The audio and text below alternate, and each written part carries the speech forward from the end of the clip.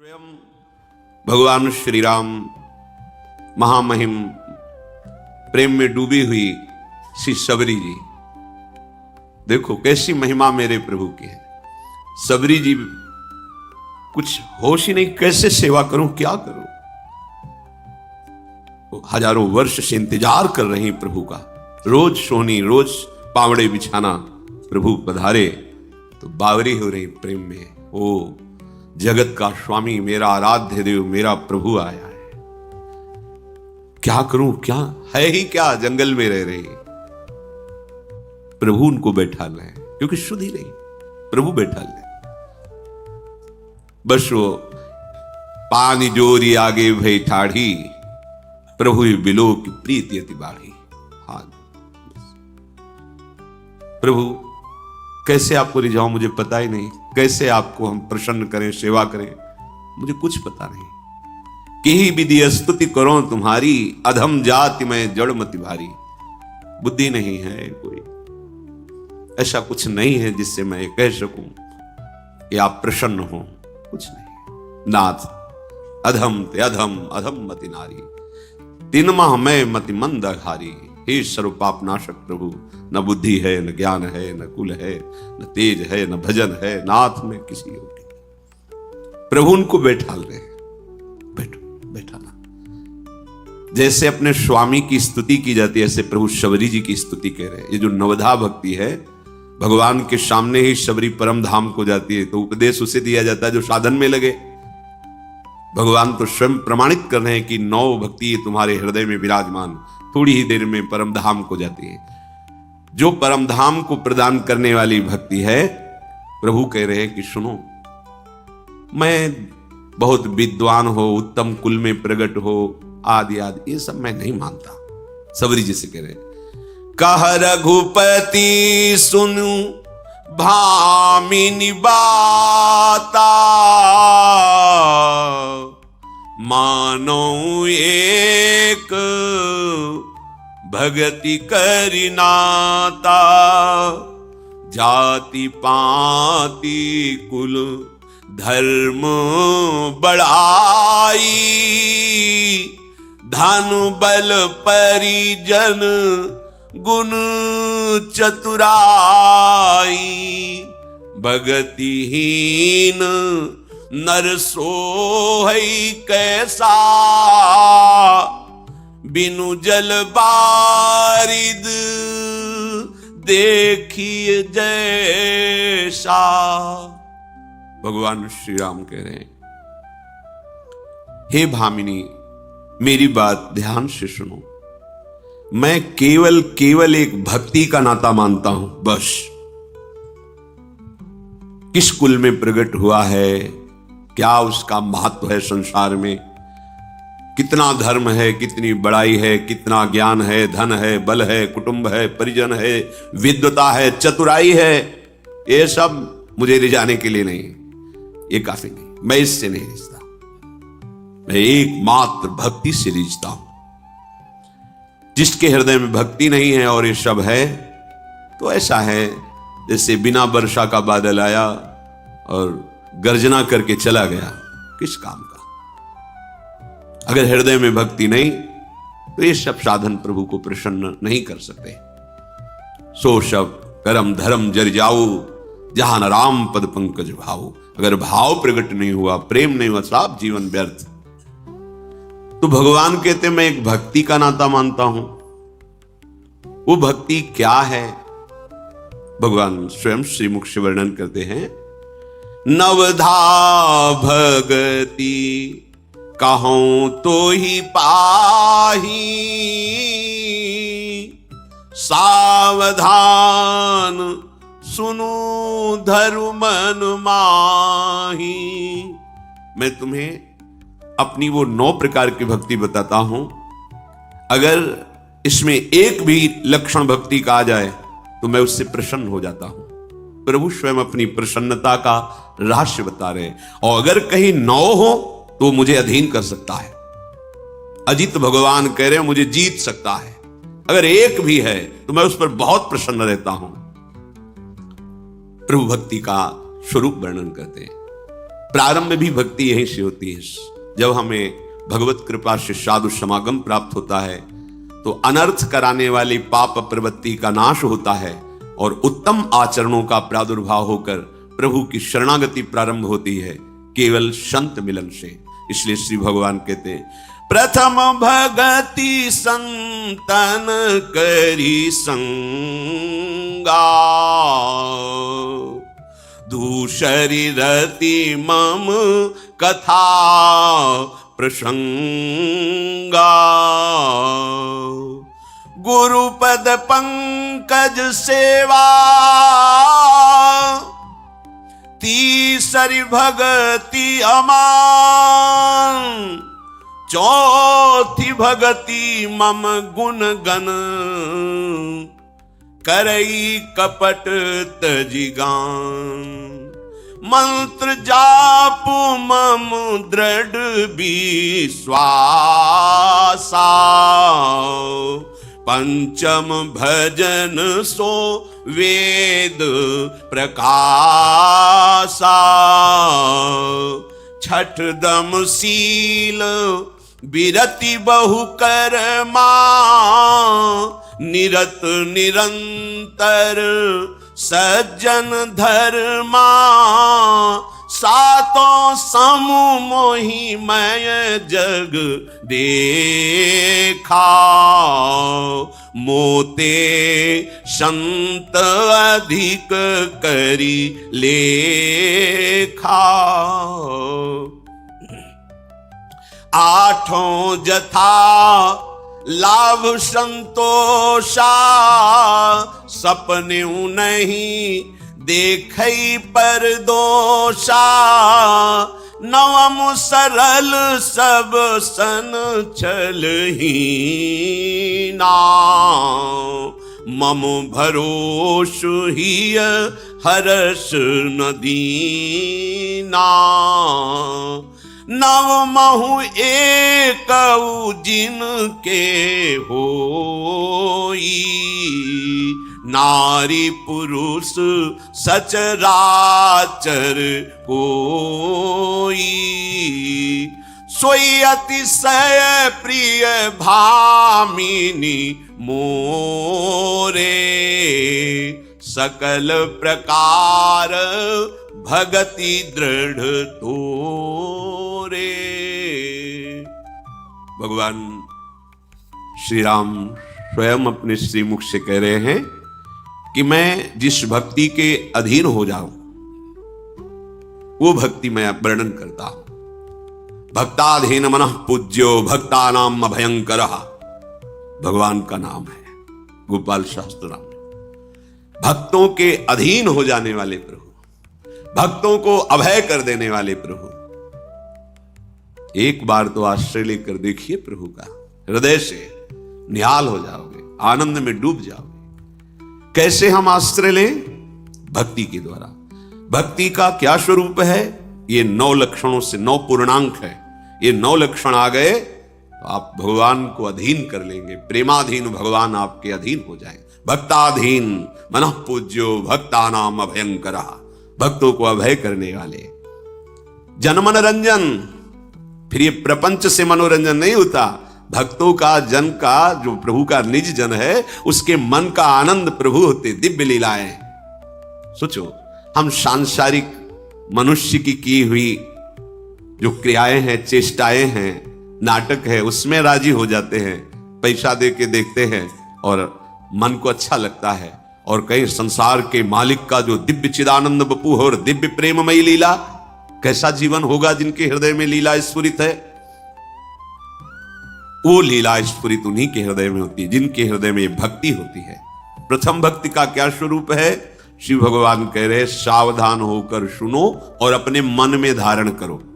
मेरी पहली भक्ति है संतों का संग करना।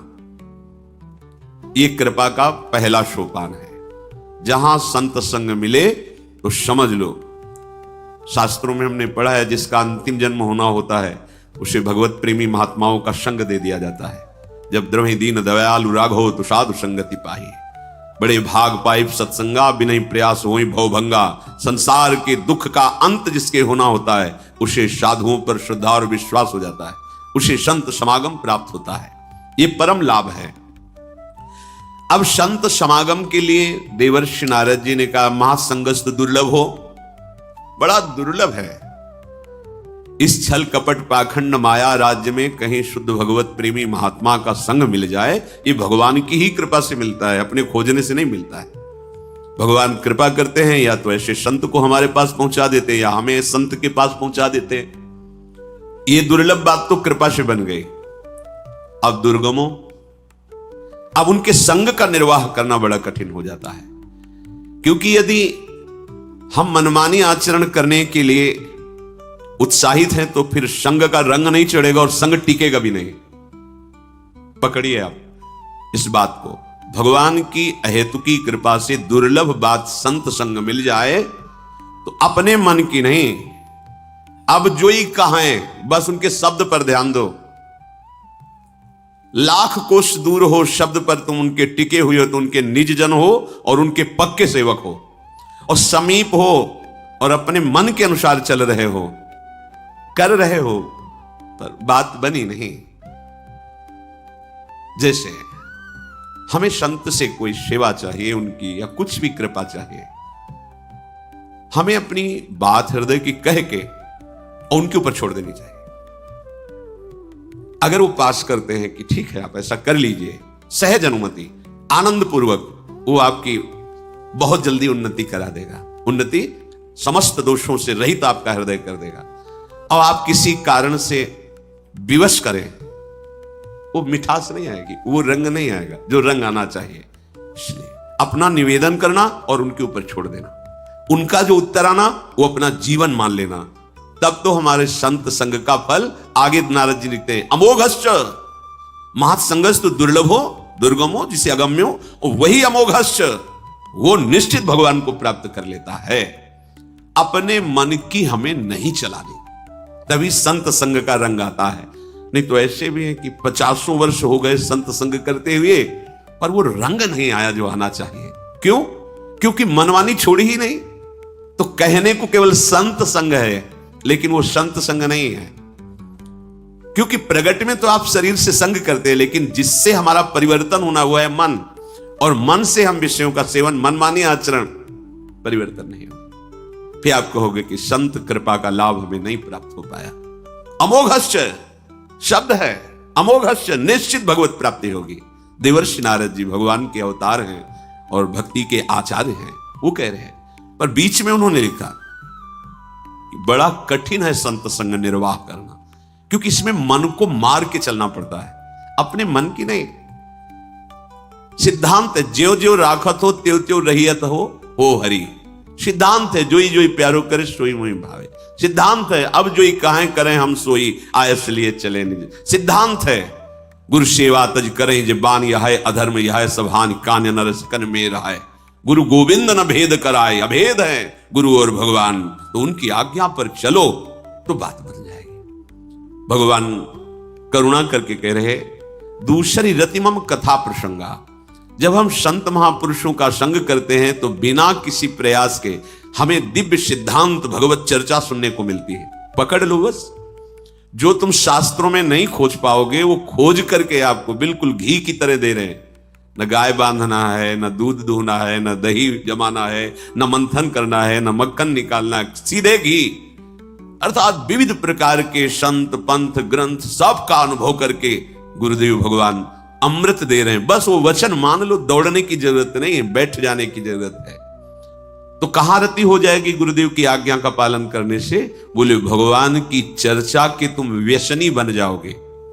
व्यसनी, जैसे नशेबाज को नशा न मिले तो जीना मुश्किल लगता है, ऐसे बावरों सो रस में फिरे खोजत नेह की बात। अपने प्राण प्रिय भगवान की चर्चा सुने बिना आप तो जी नहीं सकते। सत्संगी का ऐसा स्वभाव बन जाता है, आज सत्संग नहीं होगा तो उसको लगा आज जिएंगे कैसे, सत्संग नहीं मिला तो मेरा तो जीवन ही बर्बाद है आज, अब मुझसे इससे बड़ा कष्ट झेला नहीं जाएगा। जहां जहां प्रिय की बात सुने खोजत तिन गैन। कैसे मुझे प्रिया प्रीतम की, अपने आराध्य देव की सिद्धांत रस चर्चा सुनने को, कैसे भक्तों के चरित्र सुनने को मिल। व्याकुलता दूसरी रति मम कथा प्रसंगा। रति, ऐसी रति की ना मिलने पर भारी व्याकुलता पैदा हो जाना। गुरुपद पंकज सेवा तीसरी भक्ति अमान। तीसरी भक्ति क्या है? सदगुरुदेव भगवान के श्री चरण सेवा में रहना। पर चरण सेवा तभी सफल हो सकती है, एक शर्त है, अमान। अगर मान की प्राप्ति की चाह है तो गुरु सेवा का रंग नहीं आएगा। गुरु सेवा करते हुए भी जैसे जैसे गुरु सेवा हमें प्राप्त होती जाए वैसे वैसे सावधान कि बहुत बड़ी निधि मिली है, कहीं छूट ना जाए। और सबसे दैन्य, गर्व नहीं आना चाहिए कि तुम तो बाहरी सेवा में हो, हम तो निजी सेवा में है। और अपमान करना, दूसरों को नीच भाव से देखना, अपने में गर्व कर लेना, अपने को मान स्वीकार कर लेना, ये तो श्रीअंग सेवी हैं, वो प्रणाम कर रहे हैं तो हम उससे स्वीकार कर रहे हैं। सबके चरणों में प्रणाम करके अंदर से यही आप सबकी कृपा से मुझे गुरुदेव की सेवा मिली है। आप सब ऐसा आशीर्वाद दें कि कभी गुरुदेव के मन के प्रतिकूल मेरी एक भी वृत्ति ना हो। कभी जीवन में चाहे प्राण छूट जाए, हम गुरुदेव को कभी दुख देने वाली बात ना करें, कोई आचरण ना करें। ये भक्ति गुरुपद पंकज सेवा तीसरी भक्ति अमान। मान रहित होकर गुरुदेव के चरणों की सेवा। चौथी भक्ति मम गुणगन करे कपट तज गान। चौथी भक्ति है कि मेरे गुणों का गान करे, पर शर्त है कपट त्याग करके। कपट क्या होता है? भगवान की कथा में कोई कपट होता है? गान कर रहे हैं पर भगवान कह रहे हैं स्वयं कि हां होता है। गा रहे हो मेरा यश, चाह रहे हो अपना यश, मेरे यश का परिणाम मेरे में प्रीति चाह रहे हो, धन चाह रहे हो, यश चाह रहे हो, सम्मान चाह रहे हो, भोग, ये कपट है। मेरा यश गा रहे हो, मेरी प्रीति प्राप्त करो, मेरे संग रहो, मेरे रंग में रंगो, यह है निष्कपट भगवत चर्चा करना। और भगवत चर्चा के परिणाम में और कुछ चाहना प्रभु से बिलग होकर के, ये कपट है। गान तो कर रहे हैं प्रभु का, दासत्व प्रकट कर रहे हैं प्रभु का, और अंदर से गुलामी है विषयों की, भोगों की, धन की, मान की, सम्मान की, प्रतिष्ठा की। ये भगवत कथा गान में कपट है। भगवत कथा का स्वरूप क्या है? भगवत लीला गान का ललिता ललित बजावत बीना, गुण गावत सोई जीवन जीजय। मेरा जीवन है, मेरा आहार है यही, इसके बिना जी नहीं सकता। भगवत चर्चा किए बिना, भगवत चर्चा सुने बिना हम जी नहीं सकते। ये हमारा आहार है, अगर ये ना हो तो मेरा जीवन नहीं। भगवान भी कह रहे मच्चित्ता मदगत प्राणा बोधयंता परस्परम कथयंति च माम नित्यम तुष्यंति च रमंति च। तुष्यंति कहां? भगवत चर्चा में प्रफुल्लित। कुछ नहीं, ये जो मुझे मिला सौभाग्य भगवत चर्चा करने का, सुनने का, अब कछुनाथ न चाहिए, बस ये छूटे ना प्रभु, ऐसी कृपा करो। रमंति च, इसी में रमण। अगर तुष्यंति च धन में, रमंति च सम्मान मान प्रतिष्ठा यश कीर्ति में, तो भगवान की कथा गायन में एक कपट है।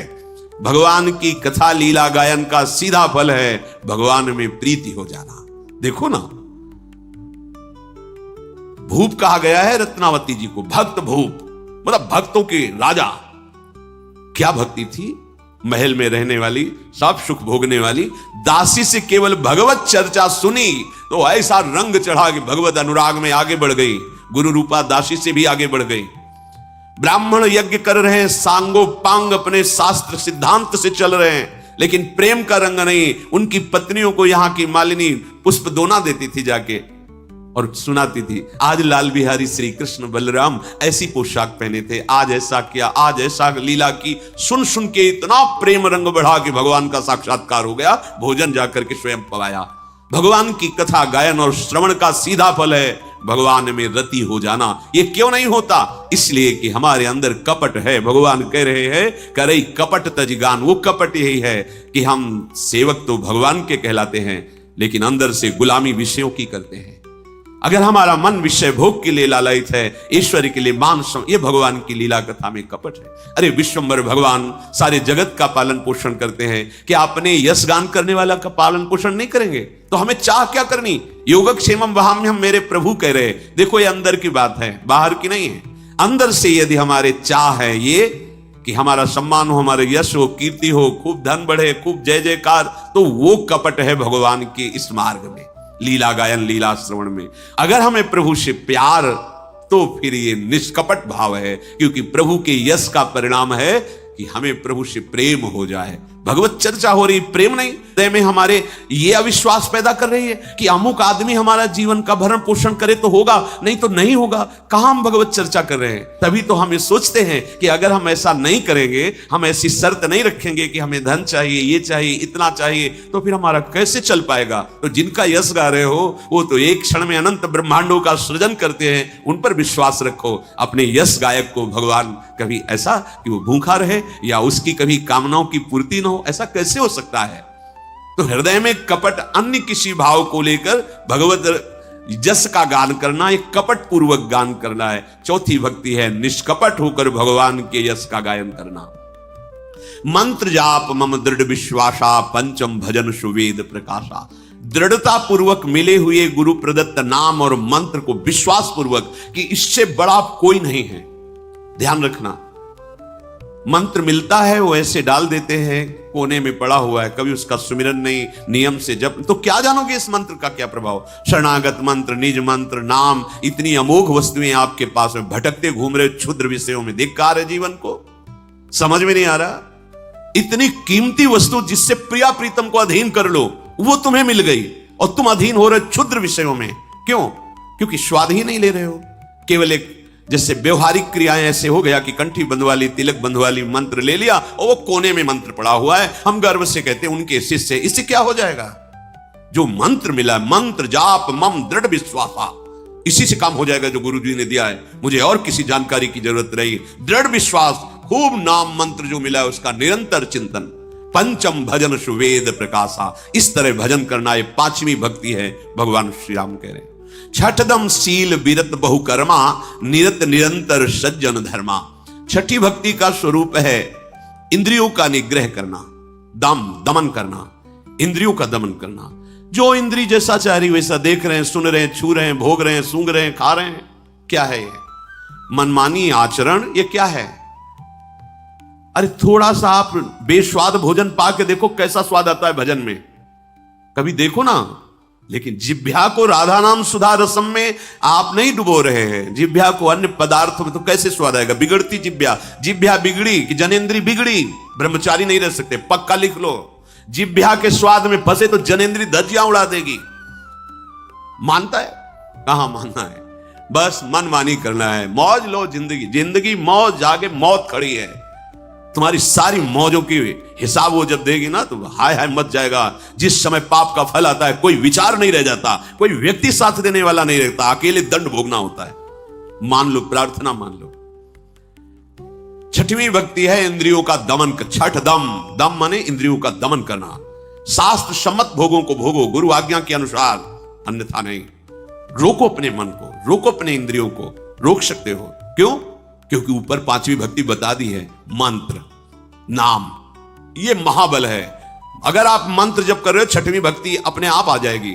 इंद्रियों का निग्रह, मन शांत होने लगता है। देखो 2 घंटा जप करके देखो कैसा लगता है। आधा घंटा तो युद्ध में बीतेगा क्योंकि अंदर मन पर, फिर धीरे धीरे वो रुकना शुरू करेगा।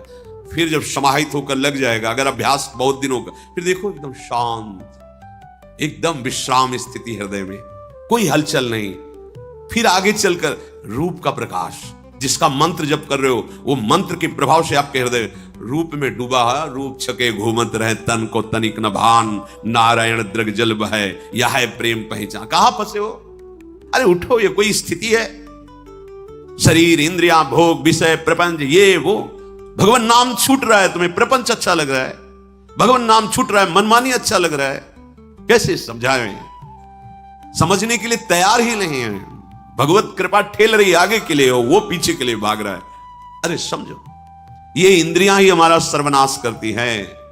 छठदम, इंद्रियों का दमन करो, तुम्हारे पास सामर्थ्य है। संत समागम है, गुरु सेवा है, नाम जप है, मंत्र जप है, भगवत लीला गायन है, श्रवण, ये महाबल है। प्रयोग करो इसका इंद्रियों के दमन के लिए। इसका प्रयोग इंद्रियों के मनचाही के लिए मत करो कि हम जो चाह रहे हैं वो भोग मिल जाए तो भगवान हम पर प्रसन्न हो गए। ऐसा नहीं, भगवान हम पर प्रसन्न है। हम इंद्रियों का दमन करेंगे, मन का निग्रह करेंगे। हम मन और इंद्रियों को मनमानी भोग नहीं भोगने देंगे। सामर्थ्य है, आप अपनी सामर्थ्य को समझिए। आप भगवान के अंश हैं, भगवान के दास हैं, भगवान को अधीन करने वाला मंत्र है, नाम है आपके पास। शील, बहुत नम्र स्वभाव। आपसे कोई मिले तो ऐसा लगना चाहिए मैं किसी से मिल के आ रहा हूं। आप भगवान के दास हैं। आपका मृदु व्यवहार, ऐसा नहीं कि एक रिसाने से रूखे से दिखत पूछत रीति भभूकत धावत, सेवक जी लिखा है। देखते ही को ऐसा लगता है कि अगर बोल दिया तो काट खाएगा, ऐसा बिल्कुल ऐसा ये स्वभाव भक्तों का नहीं होता। जिनके दरस परस अघनास वासने, जिनके दर्शन से हृदय शीतल हो जाता है, और कहीं वाणी सुनने को मिल गई और निहाल जीवन परिवर्तन, और कहीं स्पर्श करने को मिल गया अघनाश स्पर्श। भक्तों का स्पर्श ऐसे नहीं होता, भक्तों का स्पर्श हृदय से होता है। तुम्हारी जीवनी बदल गई, तुम उनके कथनानुसार चल रहे हो, वो हृदय से आपका आलिंगन के काम हो गया। तुम्हारा भाव तुमको डुबो देगा आनंद में। शीलवान बनो। बड़े से बड़े कड़वे व्यवहार में भी तुम्हारा मृदु व्यवहार होना चाहिए। ऐसा लगना चाहिए कि क्या व्यक्ति है, क्या व्यक्तित्व है, ऐसा ऐसा ऐसा, फिर भी कुछ गुस्सा नहीं, फिर भी वही मृदु व्यवहार। हाँ, वो कोई साधारण नहीं, वो भगवान का दास है, वो भगवत पार्षद है। छठदम शील विरत बहुकर्मा। बहुत प्रकार के जो प्रापंचिक कर्म है, इनसे अपने को दूरी रखे। व्यर्थ के कार्यों में, प्रापंचिक कार्य व्यर्थ के कार्यों में। अब बैठे ताश खेल रहे, बैठे चार की निंदा कर रहे, बैठे प्रपंच की बातें कर रहे, एक दूसरे की बातें कर, ये व्यर्थ का समय नष्ट मत करो। एक श्वास तुम्हारी इतनी कीमती है कि 50 वर्ष की कमाई हुई संपत्ति से 5 सेकंड भी नहीं खरीद सकते। जितने में तुमने 50 वर्ष में जो भी कमाया है, अंतिम श्वास का समय हो और कह दो सब देता हूं, एक श्वास दे दो, तो आगे एक श्वास आपको नहीं मिलने वाली। उन श्वासों को तुम कहां खर्चा करते हो? प्रपंच में, नाना प्रकार के कुभाषण में, जो तुम्हारा हृदय अपवित्र कर दे। व्यर्थ में पाप बनना है, लेना न देना, एक दूसरे की निंदा, प्रपंच की निंदा। विरत बहुकर्मा, ऐसे कर्मों से वैराग्य, अर्थात विरत माने अलग रहो, जो तुम्हें भगवान से विमुख करने वाले हैं। निरत निरंतर सज्जन धर्मा, जो संत महापुरुष आदेश करते हैं, गुरुजन आदेश करते हैं, शास्त्र आदेश करते हैं, ऐसे आचरण करो। ये सज्जन पुरुषों के द्वारा आचरण करने वाला ये साधुता का मार्ग है, अध्यात्म मार्ग। इसमें मनमानी भोजन, मनमानी आचरण, मनमानी क्रियाएं, ये ठीक नहीं। भगवान कह रहे मेरी ये छठी भक्ति है।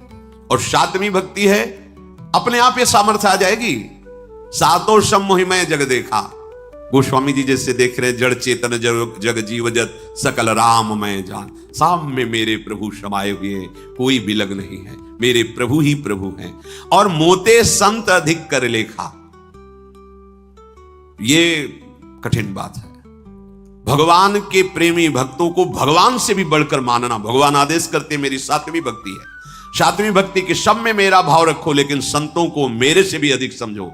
मोते संत अधिक करे लेखा, बहुत जगह पाया गया है। जाने संत अनंत समाना, मोरे मन प्रभुवश विश्वासा, राम ते अधिक राम कर दासा। पर ये भाव तो कम से कम इतने भाव मान लो कि इनकी जो बात है वो हम मान लें। उनको भगवान न मानो, भगवान से बढ़कर न मानो, उनकी बात मान लो। बात मान लोगे तो सब बात बन जाएगी। आठों जथा लाभ संतोषा। आठवीं भक्ति है कि जिस विधान से प्रभु आपका पालन पोषण कर रहे हैं उसी में संतुष्ट रहो।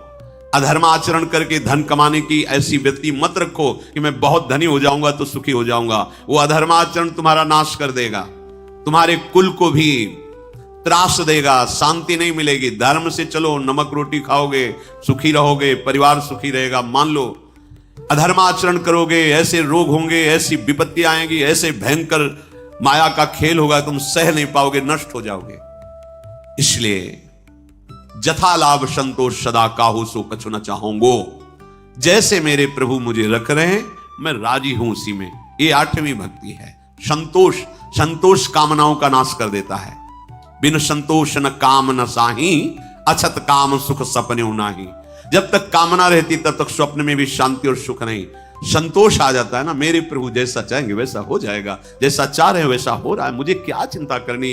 ये पूरा ब्रह्मांड किसी के सहयोग से थोड़ी बनाया है। तो जब उनको ऐसा लगेगा कि इसको ये देना है तो दे देंगे, किसी के सहयोग की थोड़ी जरूरत है। अभी वो चाहते हैं कि ये ऐसे रहे तो मैं वैसे रहूंगा जैसे मेरे प्रभु रखना चाहते हैं। जथा लाभ संतोष, सपने नहीं देखे पर दोषा।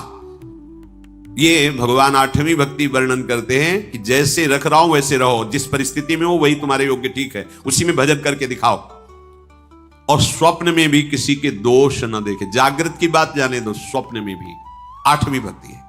यहां तो बैठ के प्रपंच करते ही इसी बात, वो दुष्ट है, वो ऐसा है, वो पापी है। तुम कौन हो?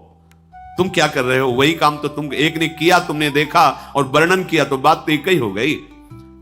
जब कोई जुआ खेलता होता है, गांव में देखा जब बच्चे थे, तो जैसे राज कर्मचारी आए तो पहला डंडा देखने वाले को पड़ता था। नहीं, हम तो देख क्यों रहे थे? बोले वो लोग खेल रहे थे, हम तो देख रहे थे। तो पहले वहां पहुंचने के पहला डंडा उनके पड़ा जो देख रहे थे। देखना भी अपराध है, दूसरों के दोष देखना, दूसरों के दोषों का वर्णन करना, ये ठीक नहीं। एक हिंसा कर रहा हो, तुम खड़े उसे देख रहे हो, बराबर के अधिकारी हो। एक पापाचरण कर रहा, तुम उसे खड़े देख रहे हो, बराबर के अधिकारी हो। सपने नहीं देखे पर दोषा, आपका अध्यात्म मार्ग है। नवम सरल सब सन छलहीना, सबसे हमारा कपट रहित व्यवहार हो। बड़ा मुश्किल है। हृदय में कुछ और है, वाणी में कुछ और है, क्रिया में कुछ और है। कैसे समझे व्यक्ति को? मन में कुछ चल रहा है, बोल कुछ रहा है, आचरण कुछ है। ऐसे छुपा के मुस्कुरा के बात होता है कि लगता ही नहीं है कि यह व्यक्ति अंदर से इतना बड़ा खेल चल रहा है। किसके साथ कर रहे हो कपट? अपने साथ। धोखा अपने साथ कर रहे हो। भक्त का नवी भक्ति का स्वरूप क्या है? छलहीन व्यवहार होना। मन में जो चल रहा है वही वाणी में है, वही चरित्र में है, आचरण में है। एक बात जो वाणी से निकल रहा है वही हृदय में है और वही आचरण में है। पर यहां ऐसा नहीं है। मन का कुछ और खेल हो रहा है, छुपा के वाणी से कुछ और बोला जा रहा है और उसके चरित्र कुछ और है। यह भक्त का स्वरूप नहीं होता। भक्त का स्वरूप होता है जो मन एक, वाणी एक, चरित्र एक, जो एक हो तीनों तार, वही साधु है, वही अध्यात्म मार्ग का पथिक है, वही भक्त है जिनका तीनों एक हो, मन वाणी क्रिया। देखो सेवक जी महाराज कह रहे, मन कर्म वचन त्रिशुद्ध सकल मत। त्रिशुद्ध तीनों से सिद्ध होकर कहते हम से हित हरिवंश उपासी। मन वचन कर्म से वृंदावन में विराजमान सहचरियों के मध्य में हम प्रिया प्रीतम की उपासना करें। मन वचन कर्म से, या मन में कुछ और है, वचन में कुछ और है, कर्म में कुछ और है।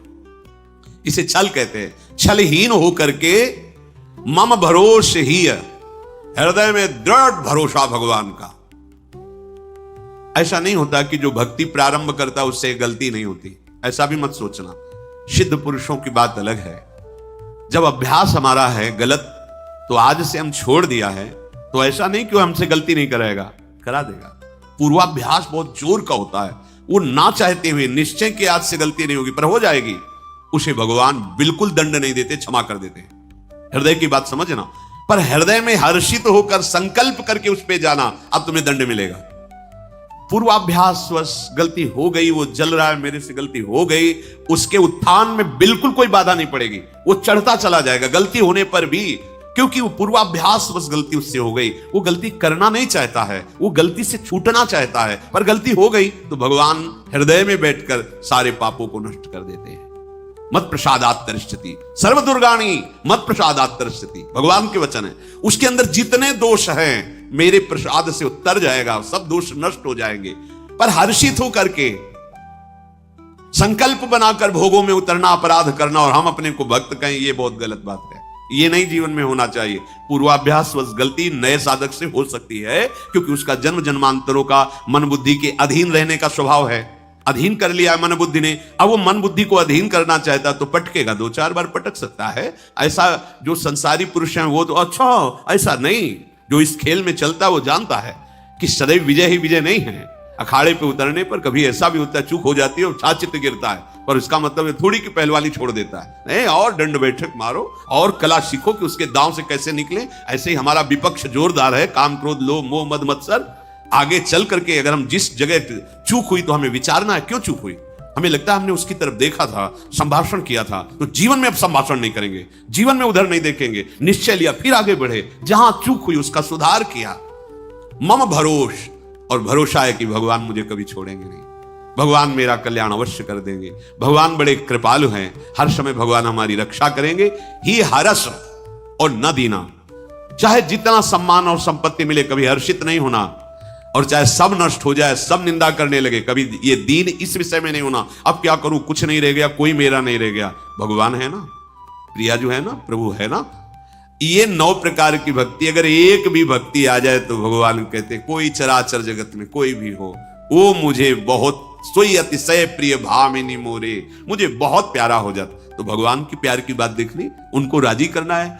अगर 9 प्रकार की भक्ति जागृत हो जाए तो दिव्य भगवान के धाम में भगवान के साथ लीला विलास में सम्मिलित हो जाता है। भगवान के धाम का जैसा महासुख कहीं नहीं, मोक्ष में भी नहीं। इसलिए जो इस रहस्य को जानते हैं वो मोक्ष का भी त्याग कर देते हैं। श्री जो रूप सनातन जी, श्री रूप जी महाराज ने मोक्ष को पिशाचनी कहा है। जैसे पिशाच लग जाएंगे मेरा मोक्ष नहीं, भुक्ति मुक्ति पिशाचनी। न भोग चाहिए न मोक्ष चाहिए, क्या चाहिए? प्रभु के धाम में, प्रभु की लीला में, प्रभु के रूप में, प्रभु के नाम में।